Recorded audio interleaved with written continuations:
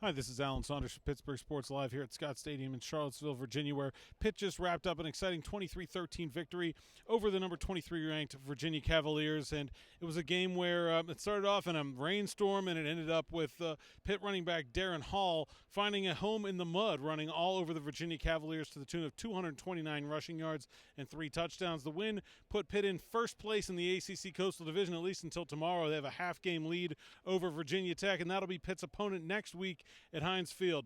Needless to say, a celebratory locker room here as Pitt not only got a win over a ranked team, got their first win on the road in the 2018 season, but getting ahead after the start of the season didn't go as planned for the Panthers certainly felt pretty good. It's what you live for. You live for these kind of moments. You live for games like last weekend. You live for games like this weekend. Everyone's happy. You put in so much work.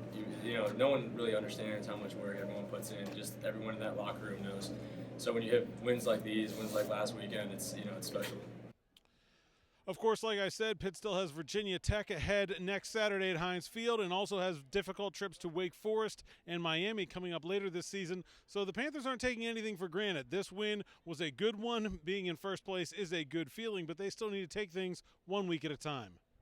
I mean, there's a lot of energy, and it's a good time to have that. So we're playing our best ball in November, so that's what we want. That's what teams want right now. Play your best ball. And we got 3 conference games left. Wouldn't want it the other way. I mean, that's great. That's awesome.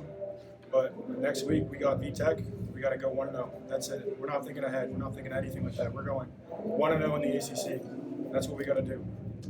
As for Hall, it's been an interesting season for the senior running back. He didn't get his usual workload in the first half of the season, while Quadri-Allison was really taking care of things in the running game. But he stepped up his play as of late, and it seemed like he was the player that had the better opportunity to come through in the mud early on in the game, and he took that opportunity and ran with it. You can feel it. Quadri even came up to me and like, hey, this is on you. Go take it home. So, we just feed off each other. And even if we're not in, we're still coaching each other up. What did you see? What did you not see? So, we're still in the game. We're still communicating throughout the whole game. And, he's helping me out as much as he can. It was perhaps even a bigger surprise than Hall's huge rushing total that Pitt was able to play such a good game on defense, especially after having just given up 600 yards against Duke last week to really shut down the Virginia attack. They held Bryce Perkins to 205 yards passing and just just about 47 yards rushing total for the Cavaliers. An impressive performance by Pitt's defense. One that defensive end Rashad Weaver was willing to call maybe the most complete of the season, but he still feels like the Panthers have more to give.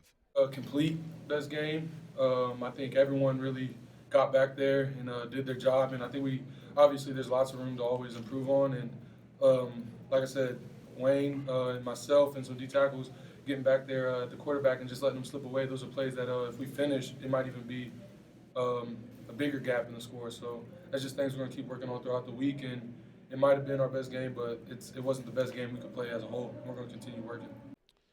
That's it from Scott Stadium here in Charlottesville, Virginia. Until next week, when we'll be back at Heinz Field, I'm Alan Saunders. Thanks for watching Pittsburgh Sports Live.